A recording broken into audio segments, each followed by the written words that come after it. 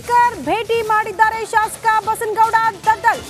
ವಿಧಾನಸಭೆ ಕಚೇರಿಯಲ್ಲಿ ಶಾಸಕ ದದ್ದಲ್ ಮಾತುಕತೆ ನಡೆಸಿರುವ ದೃಶ್ಯ. ಸಿಎಂ ಕಾನೂನು ಸಲಹೆಗಾರ ಪೊನ್ನಣ್ಣ ಜೊತೆ ಸ್ಪೀಕರ್ ಭೇಟಿಯಾಗಿದ್ದಾರೆ. ಖಾದರ್ ಜೊತೆ ಸಿಎಂ ಸಿದ್ದರಾಮಯ್ಯ, ದದ್ದಲ್, ಪೊನ್ನಣ್ಣ ಚರ್ಚೆ ಮಾಡ್ತಿದ್ದಾರೆ ಅನ್ನೋದರ ಡೀಟೇಲ್ಸ್ ಸಿಗ್ತಾ ಇದೆ. ಸ್ಪೀಕರ್ ಕಚೇರಿಯಲ್ಲಿ ಸಿಎಂ ನೇತೃತ್ವದಲ್ಲಿ ಮಹತ್ವದ ಸಭೆ. ಸ್ಪೀಕರ್ ಭೇಟಿ ಮಾಡಿದ್ದಾರೆ ಶಾಸಕ ದದ್ದಲ್. ದದ್ದಲ್ ಅವ್ರಿಗಂತೂ ತುಂಬಾನೇ ಭಯ ಕಾಡ್ತಾ ಇದೆ. ಯಾವ ಕ್ಷಣಕ್ಕಾದ್ರೂ ಇಡಿ ಅಧಿಕಾರಿಗಳು ಅವ್ರನ್ನ ವಶಕ್ಕೆ ಪಡೆದುಕೊಳ್ಳಬಹುದು. ವಾಲ್ಮೀಕಿ ನಿಗಮದಲ್ಲಿ ಆಗಿರುವ ಅವ್ಯವಹಾರಕ್ಕೆ ಸಂಬಂಧಪಟ್ಟಂತೆ, ಅಕ್ರಮ ಹಣ ವರ್ಗಾವಣೆ ವಿಚಾರಕ್ಕೆ ಸಂಬಂಧಪಟ್ಟಂತೆ ಬಹಳ ಟೆನ್ಷನ್ ನಲ್ಲಿ ಇದ್ರು. ಹೇಗಾದ್ರೂ ಮಾಡಿ ಅವ್ರನ್ನ ತಪ್ಪಿಸ್ಕೊಳ್ಳೋ ಪ್ರಯತ್ನಗಳೆಲ್ಲ ಆಗ್ತಾ ಇದೆ. ಈ ಬಗ್ಗೆ ಮತ್ತಷ್ಟು ಡೀಟೇಲ್ಸ್ ಅನ್ನ ಕೊಡೋದಕ್ಕೆ ಪೊಲಿಟಿಕಲ್ ಬ್ಯೂರೋ ಹೆಡ್ ವಿಜಯ್ ದೂರವಾಣಿ ಸಂಪರ್ಕದಲ್ಲಿ ಇದ್ದಾರೆ. ವಿಜಯ್, ಭೇಟಿ ಸಂದರ್ಭದಲ್ಲಿ ಏನೆಲ್ಲ ಆಗ್ತಾ ಇದೆ ಡೀಟೇಲ್ಸ್ ಅನ್ನ ಕೊಡ್ತಾ ಹೋಗ್ಬೋದಾ?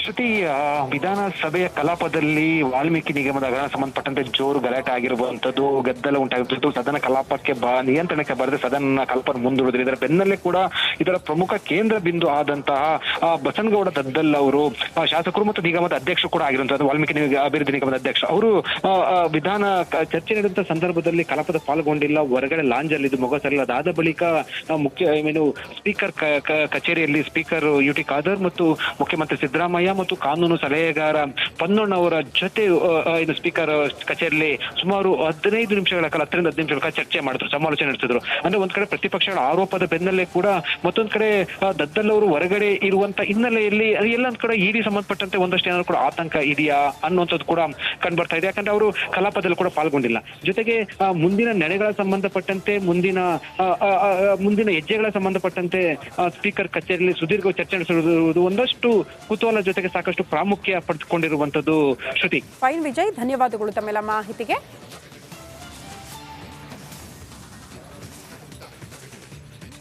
ನೋಡಿ, ಶಾಸಕ ದದ್ದಲ್ ಸ್ಪೀಕರ್ ಅವರ ಕಚೇರಿಯಲ್ಲಿ ಸ್ಪೀಕರ್ ಅವರನ್ನ ಭೇಟಿಯಾಗಿ ಕೆಲ ಹೊತ್ತು ಮಾತುಕತೆಯಾಗಿರೋದು ಬಹಳ ಕುತೂಹಲಕ್ಕೆ ಕಾರಣ ಆಗ್ತಾ ಇದೆ. ಸದನದಲ್ಲಿ ಈ ವಾಲ್ಮೀಕಿ ನಿಗಮದ ಅಕ್ರಮ ಹಣ ವರ್ಗಾವಣೆಯ ವಿಚಾರವೇ ವಿಪಕ್ಷಗಳ ಪ್ರಮುಖ ಅಸ್ತ್ರ ಆಗ್ಬಿಟ್ಟಿದೆ. ಸದನದ ಬಾವಿಗಿಳಿದು ಗಲಾಟೆ, ಗದ್ದಲ ಇದೆಲ್ಲವನ್ನು ಕೂಡ ಗಮನಿಸಿದ್ವಿ ಇವತ್ತಿನಿಂದ. ಹಾಗಾಗಿ ಸದನ ತುಂಬಾ ಕುತೂಹಲಕ್ಕೆ ಕಾರಣ ಆಗಿರೋದು ವಿಪಕ್ಷಗಳ ಈ ವಿಚಾರವನ್ನ ಹೇಗೆ ತೆಗೆದುಕೊಂಡು ಹೋಗ್ತಾರೆ ಅಂತ. ಸಹಜವಾಗಿ ಸರ್ಕಾರಕ್ಕೆ ಒಂದು ಮುಜುಗರದ ಸನ್ನಿವೇಶ. ಮತ್ತೊಂದು ಕಡೆ ದದ್ದಲ್ ಅವರಿಗೆ ಇಡಿ ಅಧಿಕಾರಿಗಳು ವಶಕ್ಕೆ ಪಡೆಯುವಂತಹ ಆತಂಕ. ಇದೆಲ್ಲದರ ಮಧ್ಯೆ ಸ್ಪೀಕರ್ ಅವರನ್ನ ಭೇಟಿಯಾಗಿದ್ದಾರೆ. ರಾಜ್ಯದಲ್ಲಿ ಇತರೆ ಕಡೆಗಳಲ್ಲಿ ಕೂಡ ವರ್ಣನ ಅಬ್ಬರ ಸಿಕ್ಕಾಪಟ್ಟೆ ಮುಂದುವರೆದಿದೆ. ಮಲೆನಾಡು, ಕರಾವಳಿ ಜಿಲ್ಲೆಗಳಲ್ಲಂತೂ ಸಿಕ್ಕಾಪಟ್ಟೆ ಮಳೆ ಹೊಡಿತಾ ಇದೆ. ಅವಾಂತರಗಳ ಸರಮಾಲೆಯನ್ನೇ ಮಳೆ ಸೃಷ್ಟಿ ಮಾಡ್ತಾ ಇದೆ. ಕಾರವಾರದಲ್ಲಿ ನೋಡಿ, ಸಾಕಷ್ಟು ಉತ್ತರ ಕನ್ನಡದಲ್ಲಂತೂ ಸಿಕ್ಕಾಪಟ್ಟೆ ಅನಾಹುತ. ಕಾರವಾರದಲ್ಲಿ ಮಳೆಗೆ ಬಸ್ ನಿಲ್ದಾಣಕ್ಕೆ ತೊಂದರೆ ಆಗಿರ್ತಕ್ಕಂಥದ್ದು. ಬಸ್ ಡಿಪೋ ಪೂರ್ಣವಾಗಿ ಜಲಾವೃತ ಆಗಿಬಿಟ್ಟಿದೆ. ಮಹಾರಾಷ್ಟ್ರದ ಪಶ್ಚಿಮ ಘಟ್ಟದಲ್ಲಿ ಮಳೆ ಅಬ್ಬರ ಹೆಚ್ಚಾಗಿರೋದ್ರಿಂದ ಇಲ್ಲಿಗೆ ನೀರಿನ ಫ್ಲೋ ಜಾಸ್ತಿ ಆಗಿದೆ. ಬೆಳಗಾವಿ ಗಡಿ ಭಾಗದ ಸುಂಡಿ ಫಾಲ್ಸ್ಗೆ ಒಂದ್ ಕಡೆ ಜೀವ ಕಳೆ ಬಂದಿದೆ. ಬೇರೆ ಅಂದ್ರೆ ಇಡೀ ಮಳೆಯಿಂದಾಗಿ ಏನೆಲ್ಲ ಆಗ್ತಾ ಇದೆ ರಾಜ್ಯದ ಬೇರೆ ಭಾಗಗಳಲ್ಲಿ ಅನ್ನೋದನ್ನ ತೋರಿಸ್ತಾ ಇದೀವಿ. ಇದು ಕಾರವಾರದಲ್ಲಿ ಮಳೆಗೆ ಬಸ್ ಡಿಪೋ ಕಂಪ್ಲೀಟ್ಲಿ ಜಲಾವೃತ ಆಗಿರುವಂತ ದೃಶ್ಯಗಳನ್ನ ನೋಡ್ತಾ ಇದ್ದೀರಾ. ಈ ಪರಿಸ್ಥಿತಿನಲ್ಲಿ ಬಸ್ ಹೇಗೆ ಓಡಿಸೋಕೆ ಸಾಧ್ಯ ಆಗುತ್ತೆ? ಸಂಪೂರ್ಣ ನೀರಿನಲ್ಲಿ ಇನ್ನೊಂದು ಸ್ವಲ್ಪ ನೀರು ಬಂದ್ರೆ ಬಸ್ ಅರ್ಧಕ್ಕರ್ಧ ಮುಳುಗೆ ಹೋಗುತ್ತೆ. ಅಷ್ಟರ ಮಟ್ಟಿಗೆ ನೀರು ನಿಂತು ಬಿಟ್ಟಿದೆ ಬಸ್ ಡಿಪೋನಲ್ಲಿ. ಸೊ ಯಾವೆಲ್ಲ ರೀತಿಯಲ್ಲಿ ವರ್ಣ ಅವಾಂತರಗಳನ್ನ ಸೃಷ್ಟಿ ಮಾಡಿದ್ದಾನೆ ನಮ್ಮ ಪ್ರತಿನಿಧಿಗಳು ಪ್ರತ್ಯಕ್ಷ ವರದಿ ಕೊಟ್ಟಿದ್ದಾರೆ, ನೋಡೋಣ ಬನ್ನಿ. ಉತ್ತರ ಕನ್ನಡ ಜಿಲ್ಲೆಯಾದ್ಯಂತ ವರುಣನ ಆರ್ಭಟ ಮುಂದುವರಿದಿದೆ. ಹೀಗಾಗಿ ತಗ್ಗು ಪ್ರದೇಶಗಳು ಕೂಡ ಜಲಾವೃತವಾಗಿರುವಂಥದ್ದು. ಕೇವಲ ಗ್ರಾಮೀಣ ಪ್ರದೇಶ ಮಾತ್ರ ಅಲ್ಲ, ನಗರ ಪಟ್ಟಣ ಪ್ರದೇಶದ ಹಲವು ಪ್ರದೇಶಗಳು ಕೂಡ ಜಲಾವೃತವಾಗಿದೆ. ಕಾರವಾರದ ಬಸ್ ಡಿಪೋ ಕೂಡ ಈ ರೀತಿಯಾಗಿ ನೀರು ತುಂಬಿ ಚಾಲಕರು ಕೂಡ ತೊಂದರೆ ಅನುಭವಿಸ್ತಾ ಇರುವಂಥದ್ದು ನೋಡ್ತಾ ಇರ್ಬೋದು. ಕಾರವಾರದ ಬಸ್ ಡಿಪೋನ ಒಳಭಾಗದಲ್ಲಿದ್ದೇವೆ. ಯಾವ ರೀತಿಯಾಗಿ ನಿರಂತರವಾಗಿ ಮಳೆ ಸುರಿತಾ ಇರುವುದರಿಂದ ಬಸ್ ಡಿಪೋದ ಆವರಣದೊಳಗೆ ಹೊಳೆಯಂತೆ ಆಗಿರುವ ದೃಶ್ಯವನ್ನು ನಾವು ನಿಮಗೆ ತೋರಿಸ್ತಾ ಇದ್ದೇವೆ. ನಿರಂತರವಾಗಿ ಇಲ್ಲಿ ಮಳೆ ಆಗ್ತಾ ಇರುವುದರಿಂದ ಡಿಪೋದಲ್ಲಿರುವ ಬಸ್ಗಳು ಕೂಡ ಒಂದು ರೀತಿಯ ನೀರಿನಲ್ಲಿಯೇ ಸಿಲುಕಿಕೊಂಡಿರುವ ದೃಶ್ಯವನ್ನು ನೋಡ್ತಾ ಇದ್ದೇವೆ. ಯಾಕಂತ ಹೇಳಿದ್ರೆ ಈಗಾಗಲೇ ಕಾರವಾರದ ಬಸ್ ಡಿಪೋದಿಂದ ಬೇರೆ ಭಾಗಗಳಿಗೆ ಬಸ್ ತೆರಳಬೇಕಾಗಿತ್ತು. ಅದರಲ್ಲೂ ಚಾಲಕರು ಕೂಡ ಒಂದು ರೀತಿಯ ಬಸ್ಸನ್ನು ತೆಗೆಯಲು ಕೂಡ ಹರಸಾಹಸ ಪಡ್ತಾರೆ. ಕೇವಲ ಈ ವರ್ಷ ಮಾತ್ರ, ಕಳೆದ ವರ್ಷದ ಮಳೆ ಸಂದರ್ಭದಲ್ಲೂ ಕೂಡ ಈ ರೀತಿಯಾಗಿ ಬಸ್ ಡಿಪೋದಲ್ಲಿ ನೀರು ತುಂಬಿ ಚಾಲಕರು ಮತ್ತು ಬಸ್ಗಳಿಗೂ ಕೂಡ ತೊಂದರೆಯಾಗಿತ್ತು. ಅದೇ ರೀತಿ ಸಮಸ್ಯೆಗಳು ಕೂಡ ಮತ್ತೆ ಪುನರಾವರ್ತನೆ ಆಗ್ತಾ ಇರುವಂಥದ್ದು. ಯಾಕಂತ ಹೇಳಿದ್ರೆ ಇಲ್ಲಿಂದ ನೇರವಾಗಿ ಕಾರವಾರದ ಗಟಾರದ ಮೂಲಕ ನೀರು ಸಮುದ್ರ ಸೇರಬೇಕಾಗಿತ್ತು. ಆದರೆ ಗಟಾರದಲ್ಲಿ ಸಮರ್ಪಕವಾಗಿ ನೀರು ಹರಿದು ಹೋಗದೇ ಇರುವುದರಿಂದ ಈ ರೀತಿಯಾಗಿ ಬಸ್ ಡಿಪೋದಲ್ಲಿ ನೀರು ತುಂಬಿ ಇಲ್ಲಿ ಹೊಳೆಯಂತೆ ಆಗಿರುವ ದೃಶ್ಯವನ್ನು ನಿಮಗೆ ನಾವು ತೋರಿಸ್ತಾ ಇದ್ದೇವೆ. ಯಾಕಂತ ಹೇಳಿದ್ರೆ ಉತ್ತರ ಕನ್ನಡ ಜಿಲ್ಲೆಯಲ್ಲಿ ಕೇವಲ ಕಾರವಾರ ಮಾತ್ರ ಅಲ್ಲ, ಬೇರೆ ಬೇರೆ ಭಾಗದಲ್ಲಿ ಅಂಕೋಲ ಆಗಿರ್ಬೋದು, ಕುಮಟಾ ಆಗಿರ್ಬೋದು, ಹೊನ್ನಾವರ, ಸಿರ್ಸಿ ಸೇರಿದಂತೆ ಬೇರೆ ಬೇರೆ ಭಾಗಗಳಲ್ಲಿ ಮಳೆ ನಿರಂತರವಾಗಿ ಸುರಿತಾ ಇರುವುದರಿಂದ ಜನರು ಕೂಡ ತೊಂದರೆ ಅನುಭವಿಸ್ತಾ ಇದ್ದಾರೆ. ಜನಜೀವನ ಕೂಡ ಅಸ್ತವ್ಯಸ್ತವಾಗಿದೆ ಅಂತ ಹೇಳ್ಬೋದು. ಕ್ಯಾಮ್ರಾ ಪರ್ಸನ್ ಕಿಶನ್ ಗುರು ಜೊತೆ ನಾನು ಶೇಷಗಿರಿ ಮುಂಡಳ್ಳಿ, ರಿಪಬ್ಲಿಕ್ ಕನ್ನಡ, ಕಾರವಾರ. ಮಡಿಕೇರಿಯಲ್ಲೂ ಕೂಡ ಮಳೆ ಸಾಕಷ್ಟು ಅವಾಂತರನ ಸೃಷ್ಟಿಸಿದೆ. ಅಲ್ಲೂ ಕೂಡ ಗುಡ್ಡ ಕುಸಿತ ಉಂಟಾಗಿದೆ. ಶಾಲೆಯ ಪಕ್ಕದಲ್ಲೇ ಮಡಿಕೇರಿಯಲ್ಲಿ ಗುಡ್ಡ ಕುಸಿತ ಉಂಟಾಗಿದೆ. ಈ ಬಗ್ಗೆ ನಮ್ಮ ಪ್ರತಿನಿಧಿ ರಿಪೋರ್ಟ್ ಕೊಟ್ಟಿದ್ದಾರೆ, ಬನ್ನಿ ನೋಡಿ.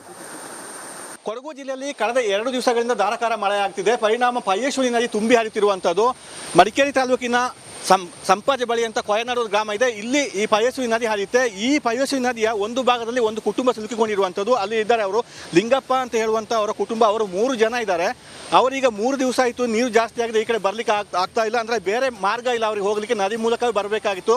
ಅಂದರೆ ಇಲ್ಲಿ ಬಿದಿರಿನಿಂದ ಒಂದು ಸಣ್ಣ ಒಂದು ಪಾದ ಥರ ದಾಟ್ಲಿಕ್ಕೆ ಕಟ್ತಾರೆ, ಸೇತುವೆ ಥರ ಮಾಡ್ತಾರೆ. ಆದರೆ ಈ ಮಳೆಗೆ ಅದು ಕೂಡ ಕೊಚ್ಚಿ ಹೋಗಿದೆ. ಅದರಿಂದ 3 ದಿವಸಗಳಿಂದ ಅವರು ಅಲ್ಲೇ ಇದ್ದಾರೆ. ಅಂದರೆ ಒಟ್ಟು ಅಲ್ಲಿ ಇರುವಂಥದ್ದು 4 ಕುಟುಂಬ ಇದೆ. ಬೇರೆ ಇರುವವರು ಮಕ್ಕಳ ವಿದ್ಯಾಭ್ಯಾಸಕ್ಕಾಗಿ ಬೇರೆ ಕಡೆ ಹೋಗಿದ್ದಾರೆ. ಈಗ ಇವರು ಮಾತ್ರ ಇಲ್ಲಿ ಇರುವಂಥದ್ದು. ಈಗ ಈ ಮಳೆ ಬಂದಾಗ ಪ್ರತಿ ವರ್ಷ ಇದೇ ಪರಿಸ್ಥಿತಿ ಅವರದು. ಅಂದರೆ ಇವು ಸುಮಾರು 60 ವರ್ಷಗಳಿಂದ ಇಲ್ಲೇ ವಾಸ ಮಾಡ್ತಿರುವಂಥದ್ದು ಲಿಂಗಪ್ಪ ಅವರ ಕುಟುಂಬ. ಈಗ ಪ್ರತಿ ವರ್ಷ ಇದೇ ರೀತಿಯ ಪರಿಸ್ಥಿತಿ ನಿರ್ಮಾಣ ಆಗುತ್ತೆ. ಆದ್ದರಿಂದ ಆದಷ್ಟು ಬೇಗ ಅವರಿಗೆ ಜಿಲ್ಲಾಡಳಿತ ಇರ್ಬೋದು, ಸರ್ಕಾರ ಇರ್ಬೋದು, ಒಂದು ದಾಟ್ಲಿಕ್ಕೆ ಒಂದು ವ್ಯವಸ್ಥೆಯನ್ನು ಮಾಡಬೇಕಾಗಿದೆ. ಪ್ರತಿ ವರ್ಷ ಇದೇ ರೀತಿ ಸಮಸ್ಯೆ ಇದ್ದರೂ ಕೂಡ ಇದುವರೆಗೆ ಕೂಡ ಯಾವ ಅಧಿಕಾರಿಗಳು ಸ್ಪಂದಿಸಿಲ್ಲ ಅಂತೇಳಿ ಅವರು ಆರೋಪವನ್ನು ಕೂಡ ಮಾಡ್ತಾ ಇದ್ದಾರೆ. ದಿವಾಕರ್ ಜೊತೆ ಅನುಕಾರ್ಯಪ್ಪ, ರಿಪಬ್ಲಿಕ್ ಕನ್ನಡ, ಕೊಡಗು.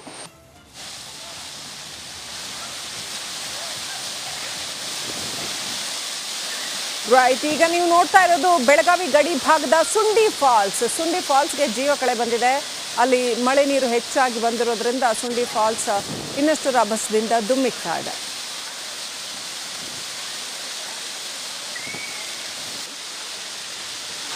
ಅನೇಕ ಕಡೆಗಳಲ್ಲಿ ಮಳೆ ಸಾಕಷ್ಟು ಅವಾಂತರ ಸೃಷ್ಟಿ ಮಾಡಿದ್ರೆ, ಇನ್ನು ಕೆಲವು ಕಡೆಗಳಲ್ಲಿ ಸುಂದರವಾದ ದೃಶ್ಯವನ್ನು ಕೂಡ ನಿರ್ಮಾಣ ಮಾಡಿದೆ. ಇದು ಬೆಳಗಾವಿ ಗಡಿ ಭಾಗದ ಸುಂಡಿ ಫಾಲ್ಸ್.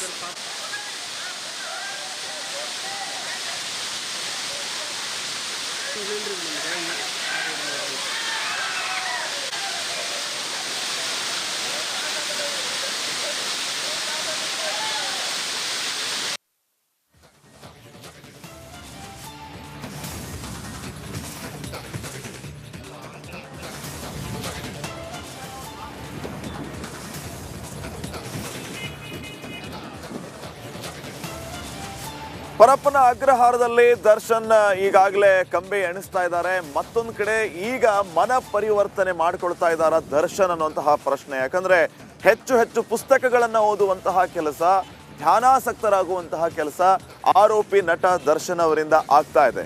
ವಿವೇಕಾನಂದರ ಪುಸ್ತಕಗಳನ್ನ ಓದ್ತಾ ಇದ್ದಾರಂತೆ, ಯೋಗಾಭ್ಯಾಸವನ್ನ ಮಾಡ್ತಾ ಇದ್ದಾರಂತೆ, ಹೆಚ್ಚು ಹೆಚ್ಚು ಧ್ಯಾನದಲ್ಲಿ ಮಗ್ನರಾಗ್ತಾ ಇದ್ದಾರಂತೆ. ಈ ಮೂಲಕ ಮನ ಪರಿವರ್ತನೆಗೆ ಏನೆಲ್ಲ ಕೆಲಸಗಳಾಗಬೇಕೋ ಅದು ದರ್ಶನಿಂದ ಆಗ್ತಿದೆ ಅನ್ನೋ